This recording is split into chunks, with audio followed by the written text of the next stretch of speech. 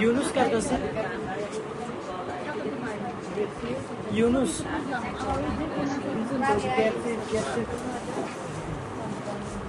বদলিস ওষুধ নিছ 5 দিনে কিনা কমবো আস্তে আস্তে কমবো ওষুধ খাইয়ে যাও ভিডিও কলতেও দেখাও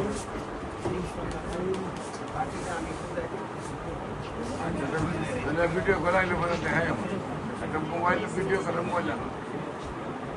আর যে ওষুধ তো মাত্র 5 দিনে শিখিতে কমতো তোমার 5 দিনে